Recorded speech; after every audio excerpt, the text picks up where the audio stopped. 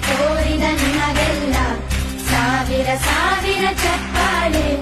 ನಾಡಿನ ಕೀರ್ತಿಯ ಬೆಳಗಿಸಿದ ನಿಮಗಿದು ಹೆಮ್ಮೆಯ ಚಪ್ಪಾಳೆ.